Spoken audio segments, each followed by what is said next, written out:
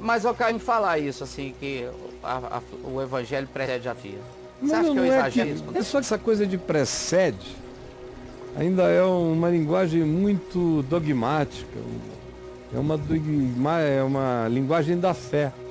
Deus é maior do que tudo. Alá é grande. Tudo Sim. isso ainda é dogma. Ainda é um Eu caso não do... parto daí. Eu não tenho esse assumption de chegar e dizer o evangelho precede. Eu quero ver ele preceder mesmo, ele realizar os seus feitos. Do contrário, é papo furado. O problema é que o evangelho sincero, genuíno, verdadeiro, produz algo.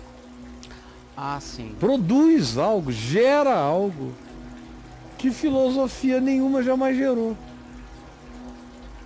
Por exemplo, nenhuma filosofia jamais deu a ninguém a consciência ou a certeza de que o indivíduo era, na sua mortalidade, na sua finitude, na sua condição anônima na sociedade, todavia amado pelos céus.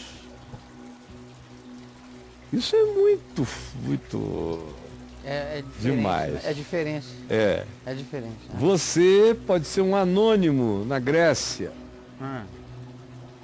um anônimo em Éfeso, um anônimo em qualquer grande centro da Ásia Menor, Tá.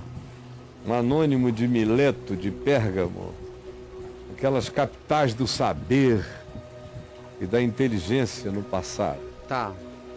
Você está andando como um anônimo. Aí chega alguém que diz para você que há um só Deus, criador de todos os cosmos, de todos os mundos, e que esse único Deus te ama.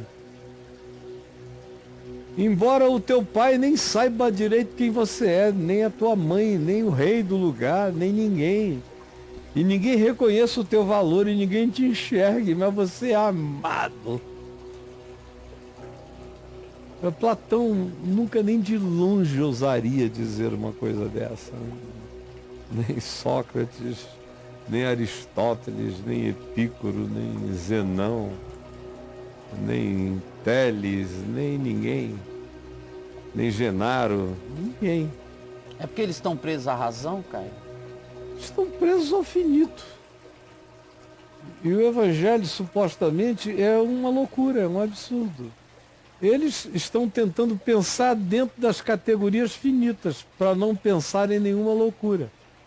E vem o evangelho e abandona as categorias finitas e te introduz uma loucura arrebatante. Tá. Que começa dizendo que você é amado pelo Criador do universo e pode ter uma relação pessoal com ele. Isso é poderoso. Que ele se importou de tal maneira com você e com a sua condição culposa, angustiosa, suicida e desesperada e sem sentido, que se encarnou, chamou sobre si a sua culpa mesmo que você não soubesse, para que em qualquer momento que você soubesse, você tivesse a absolvição consciente e lúcida de tudo. De modo que uma das razões para se ir pelo mundo anunciando essa boa nova é para dizer aos homens que está acabada a angústia, que eles podem crer, essa é a boa nova, que Deus se reconciliou sem que eles soubessem, quisessem ou pedissem, foi um ato invertido, Uma proatividade. totalmente diferente do que qualquer filosofia poderia conceber. Sim. Ou imaginar é o tamanho dessa loucura. Muito maior do que o Deus de Israel poderia assambarcar. O Deus de Israel era dos judeus e dos que se convertessem ao judaísmo. Ele não amava o mundo, nem os diferentes, nem os pagãos dos lugares remotos, nem os idólatras, nem os alienados, nem os prostituídos, nem os amalucados da terra. Sim. nem os tiranos, nem os escravos, todos esses estavam sob maldição. O Deus de Israel era um Deus VIP. E aí, de repente, vem a mensagem do Evangelho dizendo que Deus é Deus de todo homem, não faz acepção de pessoas e habita especialmente com o aflito, com o desalentado, com o abandonado, com o largado, com o desquerido, com o desexistido dessa vida. Isso é muito maravilhoso. Aí vira tudo ao contrário. É uma patada que não cessa, porque diz que a prova dessa compulsão foi a cruz como entrega voluntária pelo pecado da humanidade. E não para aí o negócio, vem e diz que no terceiro dia houve ressurreição. E que seres humanos se encontraram com esse que não era um filósofo, nem um guru, nem um pensador, nem um rabinozinho judaico, que era só o filho do homem assim designado. Encontraram com ele ressuscitado e comeram e beberam com ele durante 40 dias. Esse é o poder, esse é o documento. O documento é a experiência é a documentação dessa palavra. E essa palavra mete a mão dentro da morte e tira. Enfia a mão no abismo e puxa a cara dele para fora. Que filosofia! Que psicologia, que poder está disponível por qualquer que seja a perspectiva humana para produzir no ser humano esses impactos tão escatológicos, tão últimos, tão finalizantes e tão iniciadores de tudo que seja significação eterna. Que filosofia! Faz os caras dizerem, por isto eu morro. Não, eu dou a minha vida por isto. Que poder é esse? Que faz você marchar na direção do martírio com um gozo na cara. O melhor que você tem da filosofia é Sócrates bebendo um copo de cicuta, de veneno. Mas isso, quando comparado com o que o Evangelho gerou no coração de milhões de pessoas, foram milhões e milhões que tomaram copos de cicuta.